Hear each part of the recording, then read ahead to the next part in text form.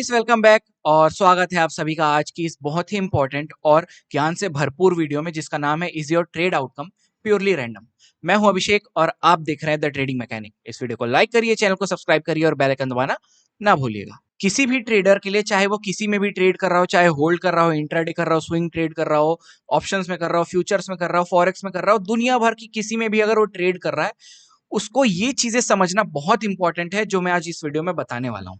और इस वीडियो बनाने के लिए मुझे इतने पापड़ बेलने पड़े। एक तो मुझे ना स्क्रिप्ट लिखने में बहुत टाइम लग गया, प्लस मैं एक ट्रेडिंग ऑफिस में भी गया डिस्गाइज होके, मतलब अपना आइडेंटिटी छुपा के, और उनसे मैंने इस टॉपिक पे इंटरव्यू भी किया है। ठीक है, just as a student, aspiring student की मैं ज्वाइन करना चाहता हूँ और ये सारी क्वेश्चंस मैंने उनसे पूछी है। आगे बताऊंगा क्या क्या हुआ है, सारी चीजें। यूट्यूब में ट्रेडिंग से रिलेटेड जितने भी वीडियोस हैं, ठीक है, ये आप हो और आप जो वीडियोस देख रहे हो, ठीक है। अब एक चीज मैं बताऊं, इस चीज के बीच में ना बहुत बड़ा डिफरेंस है कि आप क्या देख रहे हो और आपके लिए क्या सही है। कौन सी चीजें हैं जो लिटरली आपको ट्रेडिंग करियर को बूस्ट करने में आपको हेल्प करेगी, आपकी लर्निंग में हेल्प करेगी, और क्या आप देख रहे हो और उससे क्या इंपैक्ट पड़ रहा है। इन दोनों के बीच में ना बहुत डिफरेंस है, मैं समझाता हूं आगे चल के। अब इस टाइटल के ऊपर जो सबसे पहला टॉपिक है हमारा, जिसके ऊपर हम लोग बात करने वाले हैं, वो है परसेप्शन ऑफ रैंडमनेस। ठीक है, अब इसको महंगा इंग्लिश मत समझ लेना, मैं बहुत इजीली तरीके से आपको मैं समझाता हूं। ठीक है, परसेप्शन ऑफ रैंडमनेस बेसिकली क्या है, आपको ये चीजें एक्सेप्ट करनी पड़ेंगी मार्केट में कि आपका जो एंट्री पॉइंट है या आपका जो ट्रेड का रिजल्ट है, जो ट्रेड का रिजल्ट है वो रैंडम है। इस चीज को आपको, फैक्ट को एक्सेप्ट करना पड़ेगा। आप चाहे कितनी भी सारी चीजें अपने फेवर में ले आओ, टाइमिंग ले आओ, अपना प्राइस एक्शन कितना भी दिमाग लगा लो, फिर भी मार्केट का जो आउटकम है वो रैंडम होगा। मैं आपको ऑलमोस्ट अपनी हर वीडियोस में बोलता हूं कि 80-20 ही मान के चलना, 100% मत मानना। ये क्यों बोलता हूं मैं? जस्ट यही कि मैं कितना भी सही कर लूं, अगर आप में मेरी एनालिसिस वीडियो रोज देखते होगे तो मैं जो एनालिसिस करता हूं, हमारा ट्रेडिंग स्टाइल ऑलमोस्ट सेम रहता है। ठीक है, कि ये बना तो हमने ऐसे ट्रेड किया, ये हुआ, और यही हर हफ्ते ऑलमोस्ट अगर देखोगे तो वही चीजें पिछले हफ्ते में भी मिलेंगी, उसी बेस पे मैंने ट्रेड किया था, वैसे मतलब इस हफ्ते भी वही सारी चीजें, बेस हमारा सेम है। ठीक है, तो लेकिन आउटकम डिफरेंट होता है। कभी हम लोग इस फेस में आते हैं, कभी हम लोग इस फेस में आ जाते हैं, जबकि हमने एंटायरली सेम चीजें की हैं। अच्छा, अब हम कुछ ऐसे साइकोलॉजिकल फैक्टर्स के बारे में बात करने वाले हैं ना, जो हमारा दिमाग खराब करता है। ये जो रैंडमनेस आउटकम है ना, इसको हमारे, मतलब इसको दिमाग में बैठने नहीं देता। ठीक है, मैं उसके बारे में आपको समझाता हूं। देखो, सबसे पहले होता है ना एक रिसेंसी बायस।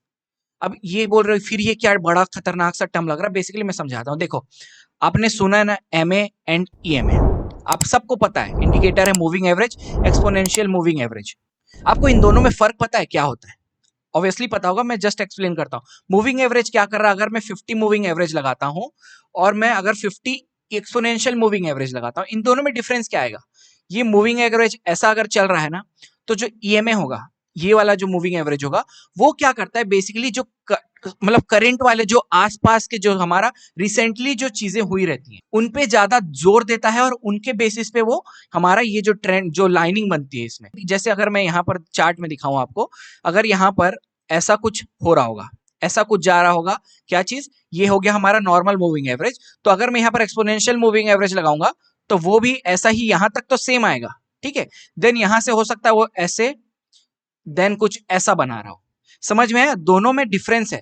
ये क्या करता है, जो ईएमए है, ये हमारे करंट के जो पिछले कुछ दिनों के सिनारियोस होते हैं उन पे ज्यादा जोर देता है। तो रिसेंसी बायस यही चीज है कि हम लोग क्या करते हैं, जो करंट की चीजें हुई रहती हैं, ठीक है, रिसेंसी बायस बोलते हैं इसको, करंट की जो चीजें होती है ना, उसमें हम लोग ज्यादा फोकस करते हैं। अब मैं उसको अच्छे से एक्सप्लेन करता हूं। मान लो 2 वीक से आप ट्रेड कर रहे हो, इस वीक में आपको प्रॉफिट लॉस सब हुआ। ठीक है, इस वीक में आपको ज्यादा लॉस देखना पड़ा, एक आख ही प्रॉफिट हुआ और आपका ये वीक बहुत खराब गया। रिसेंसी बायस यही चीज है कि हम लोग जो अभी जो चीजें हुई ना रिसेंटली, उस पे ज्यादा जोर देते हैं।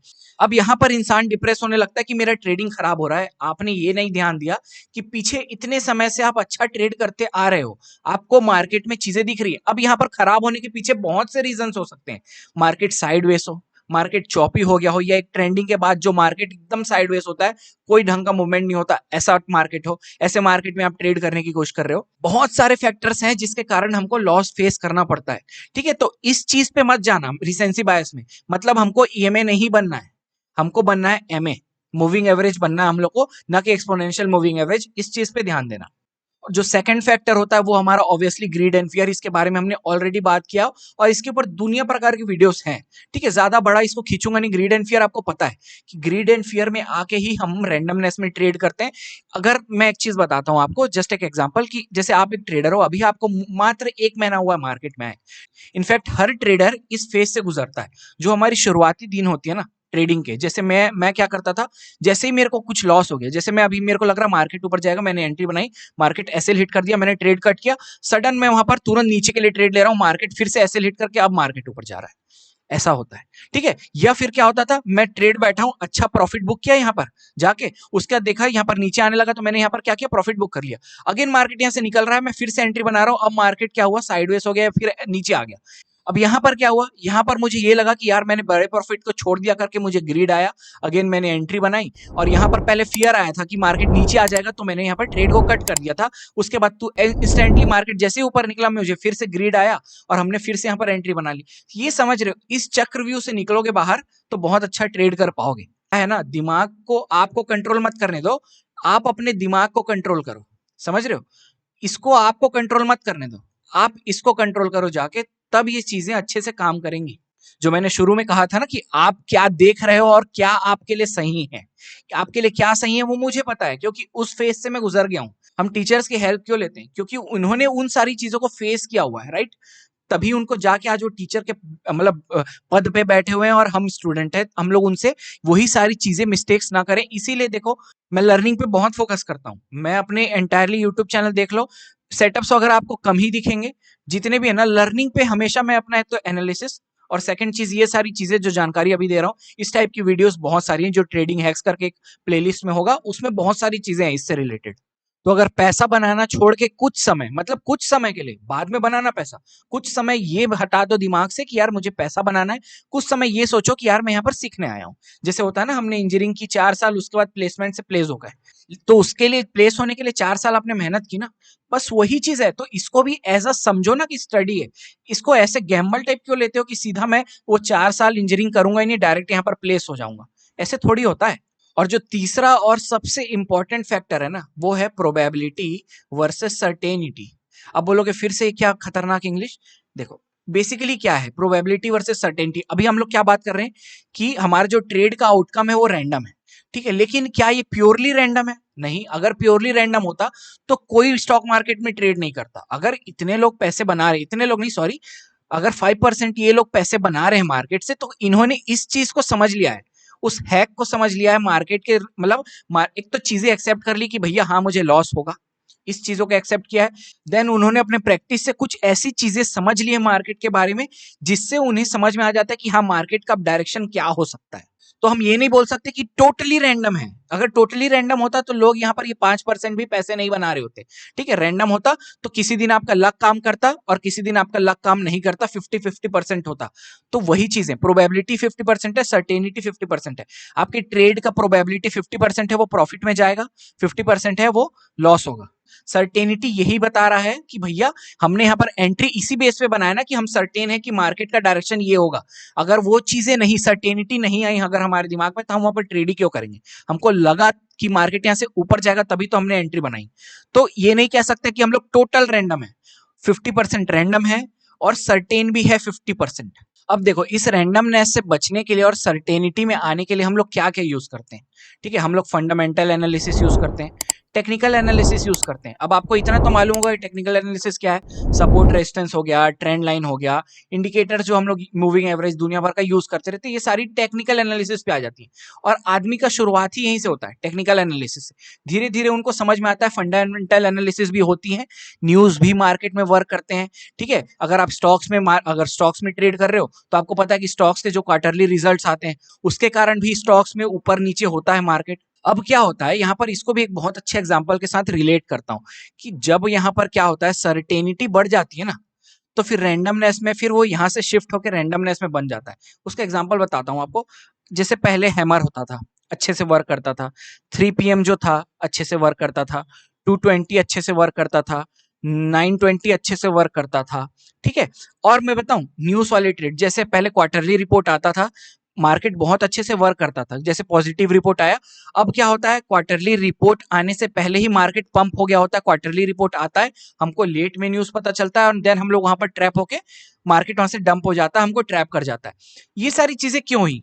क्योंकि इन सारी चीजों में सर्टेनिटी बढ़ गई। ये सारी चीजें जितनी ज्यादा सर्टेन हो गई, लोगों को पता लगने लगा, जितना ज्यादा कुछ वायरल होगा वो उतना ज्यादा सर्टेन मतलब रैंडमनेस की तरफ बढ़ेगा। क्योंकि होगा क्या उससे, इन सारी जगह पे जितने भी यहाँ पर मैंने नाम लिखे हैं, इन सारी जगह पे यहाँ पर वॉल्यूम आएगा। अब सोचो ना, हर कोई अगर बाई कर रहा होगा तो फिर मतलब पैसा किससे कैसे बनेगा अगर हर कोई ही बाई कर रहा होगा। बस बड़े प्लेयर्स इसी का ही फायदा उठाते हैं, जहां पर वॉल्यूम आ रहा है आपको वो फंसाएंगे, देन मार्केट को वहां से उसके अपोजिट डायरेक्शन में ले जाएंगे। उनका काम ही यही है कि फिगर आउट करना कि आपको क्या पसंद आ रहा है। और अब मैं आपको अगर याद दिलाऊं कि अगर आपने मेरी एनालिसिस वीडियो देखी होगी वेडनेसडे और थर्सडे, ठीक है, इस दिन हमारा बैंक निफ्टी का एक्सपायरी था, इस दिन हमारा निफ्टी का एक्सपायरी था। दोनों दिन मैंने ना अपना ट्रेडिंग का एनालिसिस उसको मैंने अपलोड किया है, और दोनों दिन चार चार हमने ट्रेड किए हैं दोनों दिन। और दोनों दिन क्या हुआ था, दो प्रॉफिट में था और दो लॉस में। इस दिन भी दो प्रॉफिट में था और दो लॉस में। क्या हुआ था उस दिन, हमने जब मार्केट डाउन ट्रेंड में था, डे लो ब्रेक हुआ था, और डे लो के ब्रेक होने के बाद यहाँ पर हमने वीक बाइंग देखते हुए हमने यहाँ पर सेल किया था ट्रेंड लाइन के ब्रेक में। मार्केट क्या हुआ, इस पॉइंट पे सपोर्ट लेके हमारा एसएल हिट कर गया। उसके बाद थोड़ी देर बाद हमने फिर से एंट्री बनाई, उस टाइम मार्केट अच्छा गिरा। अगेन उसके बाद हमने क्या किया, एक दिन ट्रायंगल में, ये जो ये वाला ट्रायंगल होता है सिमेट्रिकल ट्रायंगल, आपको पता है कि फटता है तो अच्छे से जाता है। उस दिन क्या हुआ, मार्केट ने हमें ट्रैप किया, नीचे यहाँ पर आया सपोर्ट बना के यहाँ से ऊपर निकल गया। तो पहले इसने क्या किया, यहाँ पर नीचे यहाँ पर आके सेलर्स को इनवाइट किया, ट्रैप किया, मार्केट ऊपर चला गया।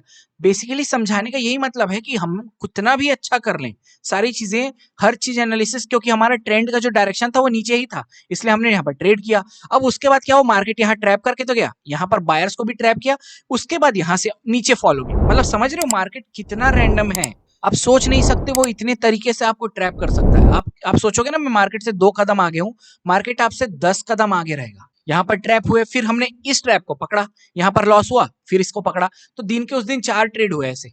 तो ये चीज मैं समझाना चाह रहा हूँ कि भैया ये जो था उस दिन लो ब्रेक होने के बाद हमने वीक बाइंग देखते हुए जो सेल किया था, ऐसे सेटअप्स में हमने कितने बार प्रॉफिट करा है, और बहुत अच्छा प्रॉफिट करा है। और फिर उस दिन थर्सडे को क्या हुआ, हमारे यहाँ पर मार्केट ने यहाँ से सपोर्ट बना के एसएल हिट कर दिया, सेम कंडीशन पे जो आपको बताया था ना कि ऐसे ऐसे होगा, हमको ऐसे करना है, वैसे ही किया, ऐसे ऐसे हुआ, हमने ऐसा किया और हमारा एसएल हिट हो गया। उसके पहले बार तो हमारा प्रॉफिट हुआ था। तो ये कैसे हुआ, यही है हमारा रैंडमनेस मार्केट का। तो इसको जितना जल्दी आप एक्सेप्ट कर लोगे ये चीज को, तो उतना अच्छा है आपके लिए। और अब मैं आपको बताता हूं कि मैंने कुछ दिन पहले जाके क्या किया। ठीक है, एक बहुत ही नामी ब्रोकर हाउस है, ठीक है, जो मतलब ट्रेड स्टॉक मार्केट का एक ब्रोकर है, जिसका बहुत लोगों के पास ऐप भी होगा फोन पे। ठीक है, और उनका ना मतलब ऑफिस है मेरे घर के यहाँ कुछ दूर में ही उनका ऑफिस है। मैंने क्या किया, उस दिन मैंने एज अ स्टूडेंट वहां पर गया, उनसे बात किया कि मुझे सीखना है ये सारी चीजें, और इस टॉपिक से रिलेटेड ना मैंने उनसे 2-3 क्वेश्चन करे, और बहुत ही अच्छा जवाब दिया उन्होंने। देखो, तो जो सबसे पहला सवाल करा ना मैंने उनसे, यही कि क्या आपको सच में लगता है कि जो हमारा ट्रेड का जो आउटकम है वो रैंडम है, ये चीज। तो उन्होंने बहुत अच्छा जवाब दिया। उन्होंने क्या कहा कि देखो, नॉट एंटायरली रैंडम, ये जो है वो एंटायरली रैंडम नहीं है, वो हमको रैंडम इसलिए लगता है क्योंकि मार्केट में बहुत वॉलेटिलिटी रहती है। प्लस उन्होंने क्या कहा कि हमको इस चीज को एक्सेप्ट करना पड़ेगा, यही चीज जो मैं आपको समझा रहा हूँ वही चीज उन्होंने भी कहा कि हमको इस चीज को एक्सेप्ट करना पड़ेगा कि भाई हमारा हर ट्रेड प्रॉफिटेबल नहीं हो सकता। अब कितनी भी अच्छी एंट्रीज बना लो, कुछ भी कर लो, आपका हर ट्रेड प्रॉफिट नहीं हो सकता। हमको क्या करना होता है, हमको बस एक है कि फंडामेंटल एनालिसिस है हमारे हाथ में, जो है वो हम करते हैं। उन्होंने ये कहा हमारे हाथ में क्या है, फंडामेंटल एनालिसिस करना, टेक्निकल एनालिसिस करना, रिस्क मैनेजमेंट करना, and the last thing is discipline. ये 4 चीजें हैं जो हमको करनी आनी चाहिए। रिजल्ट क्या आएगा वो हमारे हाथ में नहीं है। जो सबसे इंपॉर्टेंट है, fundamental analysis, technical analysis, risk management और डिसिप्लिन। ये चारों चीजों को अपने लाइफ में धारण करो, और उसके बाद ना देखना अपना कि भैया क्या हो रहा है आउटकम इसका। और उसके बाद जो मैंने सेकंड क्वेश्चन उनसे पूछा कि आपकी जो ट्रेडिंग है, ट्रेडिंग स्टोरी है, आपका जो सक्सेस स्टोरी है यहाँ तक का, मैं मुझे बताओ उसके बारे में कुछ, कि ये जो ट्रेडिंग से रिलेटेड, जो आउटकम से रिलेटेड, आपको आपका क्या कहना है उस, मतलब आपने उस चीज को टैकल क्यों किया? क्योंकि मान के चलो, मान के नहीं, 100% लोग, इंक्लूडिंग मैं, कोई भी हो, सारे लोग इस चीज को फेस कर रहे हैं। कुछ लोग करके आगे बढ़ चुके हैं, कुछ लोग अभी कर रहे हैं, कुछ लोग जो आएंगे कल को वो लोग फेस करेंगे इस चीज को। तो ना पता है उन्होंने बहुत अच्छा जवाब दिया। उन्होंने क्या बताया कि यार मुझे भी यही लगता था पहले कि भाई मैं कितना भी कर लूं, साला मार्केट मेरे डायरेक्शन में नहीं जा रहा है। मैं फ्रस्ट्रेट हो जाता था, मतलब ट्रेड लेने के बाद उल्टे, फिर वो एक लॉस हुआ, उसके बाद उल्टे सीधे ट्रेड करना। धीरे धीरे धीरे धीरे जब ये चीजें समझ में आई, मैंने उस चीज को एक्सेप्ट किया कि रैंडमनेस तो होगा ही मार्केट में, हर मेरा ट्रेड प्रॉफिट में नहीं जा सकता। बस मेरे हाथ में क्या था, डिसिप्लिन था, ठीक है, मेरे पास एक अच्छा ट्रेडिंग प्लान था। उन्होंने यही कहा, देखो मैं ट्रेडिंग प्लान के बारे में आपको हर बार बताता रहता हूँ ना, कि एक व्यू होना चाहिए। अभी टाइम फ्रेम एडवांटेज में आपको यही सारी चीजें बता रहा था कि कैसे कैसे मैं अपने ट्रेड को प्लान करता हूँ, जो भी मैं ट्रेड कर रहा हूँ। जो एपिसोड 3 है ऑप्शंस और किसके लिए, ऑप्शंस और इंट्राडे के लिए, जो एपिसोड 3 बनाई मैंने, उसमें यही बता रहा था कि मैं कैसे अपने ट्रेड को प्लान करता हूँ। पहले मैं क्या टाइम फ्रेम देखा, उसके बाद मैं क्या देखा हूँ, फिर किस कैसे लेवल्स निकाल रहा हूँ, कैसे डायरेक्शन देख रहा हूँ, क्या सारी चीजें उस वीडियो में मैंने बहुत अच्छे से एक्सप्लेन की। ऊपर लिंक फ्लैश हो रहा, अगर आपने नहीं देखा तो जाके देख सकते हो। तो एक वेल डिफाइंड ट्रेडिंग प्लान हर किसी के लाइफ में होना बहुत जरूरी है। उन्होंने कहा कि मैं इस ट्रेडिंग प्लान के कारण क्या हुआ, मैंने अपने रिस्क को मैनेज किया और जितने भी अपॉर्चुनिटीज मिले ना उसको कैपिटलाइज किया। अच्छा, अब जो तीसरा और सबसे इंपॉर्टेंट क्वेश्चन था जो मैंने उनसे किया, और आप सब ध्यान से सुनना इसको क्योंकि बहुत इंपॉर्टेंट है। मैंने उनसे पूछा कि ऐसे क्या क्वेश्चन है या वार्निंग है जो न्यू ट्रेडर्स को सीखना चाहिए, मतलब पता होना चाहिए। और उन्होंने बहुत अच्छे 4 पॉइंट्स बताए। पहला पॉइंट उन्होंने क्या बताया कि एक तो इमोशनल डिसिप्लिन, ये बहुत जरूरी है यार। मैं आपको कितनी बार ये चीज बताता रहता हूं कि अपने इमोशंस पे कंट्रोल रखो, ग्रीड एंड फियर पे कंट्रोल रखो, अपने दिमाग को अपने ऊपर हावी मत होने दो। एक दिमाग में बना लो कि मेरे को आज दिन का 2 से ज्यादा ट्रेड करना ही नहीं है, नहीं करना है।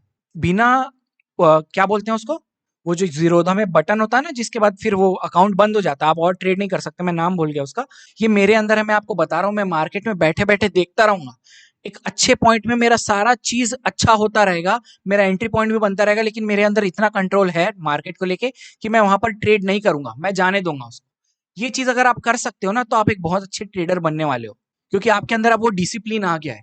ठीक है, आपको अगर ये चीज है ना कि भैया मैं 2 लॉस से ज्यादा नहीं लेना है, इतने परसेंट से ज्यादा लॉस नहीं लेना है, इतने इतने का प्रॉफिट में बुक कर लेना है, उसके बाद ग्रीड नहीं करना है, उसके इतना हो गया उसके बाद ट्रेडिंग बंद, ये सारी चीजें अगर आपके अंदर बिल्ड हो जाएंगी ना, इसी को कहते हैं इमोशनल डिसिप्लिन। और जो सेकंड पॉइंट था वो था कि रिस्क कैपिटल। ठीक है, जितना भी आप सहन कर सकते हो तो उतना ही कैपिटल रिस्क करो, जितना आप बियर कर सकते हो, जितना झेल सकते हो, आपकी मानसिकता जितनी है झेलने की, उससे ज्यादा मत करो। तीसरा पॉइंट उन्होंने कहा कि एक ये ध्यान रखना कि जो हमारा आउटकम है, जो हमारा वीडियो ही इसी टॉपिक के ऊपर है, नो गारंटी ऑफ प्रॉफिट्स। आप कितना भी अच्छा कर लो, प्रॉफिट की कोई गारंटी नहीं। और इस पॉइंट के ऊपर पूरा ये वीडियो बनाया मैंने। ठीक है, ये नो गारंटी ऑफ प्रॉफिट्स, यही बताना चाह रहा हूं कि इसको जितना जल्दी एक्सेप्ट कर लोगे ना कि भैया रैंडम है ट्रेड का आउटकम। और जो चौथा पॉइंट है वो है कि हमें लर्निंग पे फोकस करना है। ठीक है, और बहुत अच्छे पॉइंट्स बताए उन्होंने, लर्निंग पे फोकस करना है हमेशा। ठीक है, कितने भी अच्छे ट्रेडर बन जाओ, लर्निंग पे फोकस करो। मार्केट क्योंकि बदलता रहता है, नया जब बदल रहा है मार्केट, तो उसको रीड करने की कोशिश करो, लर्न करते रहो मार्केट से। जैसे जैसे मार्केट इवॉल्व होगा, आप इवॉल्व होगे, तो मार्केट के साथ चलते रहोगे, तो आप उस 5% प्रॉफिट जो कर रहे हैं, 100% में से 5% जो स्टॉक मार्केट में प्रॉफिट कर रहे हैं, उस क्लब में रहोगे आप, अगर मार्केट के साथ इवॉल्व करते जाओगे तो। अगर आपने इवॉल्व करना बंद किया, लर्निंग पे बंद किया, तो आप वो पिछड़ जाओगे, आप धीरे से 95% में शिफ्ट हो जाओगे, और कोई नहीं चाहता इसमें आना। तो आपको समझ में आया आप कि कितने इंपॉर्टेंट है इस चीज को अपने दिमाग में डाल लेना कि हमारे जो ट्रेड के आउटकम है वो रैंडम है, एंटायरली रैंडम है। हमारे हाथ में कुछ नहीं है, हमारे हाथ में सिर्फ 4 चीजें। क्या क्या चीजें हैं 4? वो पहला तो हमारा फंडामेंटल एनालिसिस, दूसरा हमारा टेक्निकल एनालिसिस, तीसरा हमारा रिस्क मैनेजमेंट, और चौथा डिसिप्लिन। ठीक है, ये 4 चीजों पे फोकस करो, अच्छे से न्यूज वगैरह को ध्यान देते रहा करो। अगर किसी स्टॉक में ट्रेड कर रहे हो तो उस स्टॉक से जुड़े रहो, ध्यान देते रहो। स्टॉक का मतलब देख लो कि कितना एवरेज मूव करता है, जब क्वार्टरली रिपोर्ट्स आते हैं तो कैसे मार्केट बिहेव करता है। टेक्निकल एनालिसिस ऑलमोस्ट 100% लोगों को आता है, सपोर्ट रेजिस्टेंस बनाना, ट्रेंड लाइन बनाना, ठीक है, इंडिकेटर्स वगैरह लगाना। रिस्क मैनेजमेंट बहुत कम लोगों को आता है, इस पे आपको बहुत जरूरी काम करना, और ये इसमें बेड़ा गर्क हो रखा है, डिसिप्लिन के नाम पे धब्बा है सब। ठीक है, जितने भी लॉस कर रहे हैं डिसिप्लिन है ही नहीं, ओवर ट्रेडिंग पे ओवर ट्रेडिंग, सारी चीजें कर रहे हैं। ये तो एंटायरली दिमाग है। इसके लिए आप क्या कर सकते हो, थोड़ा सा टेक्निकल एनालिसिस, मतलब अपने ट्रेड का एनालिसिस कर सकते हो, देन उसमें अपना दिमाग यूज करके आप उसको भी क्या कर सकते हो, अपने कब्जे में ला सकते हो। तो आई होप ये वीडियो बहुत ऑलरेडी बड़ा हो चुका होगा, तो इस वीडियो को यहीं रैप करते हैं। और बहुत सारी नई नई जानकारी आपको इस वीडियो से मिली होंगी आई थिंक, और जो आपको हेल्प करने वाली होंगी आगे जाके। तो प्लीज वीडियो को लाइक करें, चैनल को सब्सक्राइब करें और बेल आइकन दबाना ना भूलिएगा, ताकि जल्दी से जल्दी मेरे वीडियो की नोटिफिकेशन आपको मिल सके। Thank you so much for watching. जय हिंद, बाय बाय।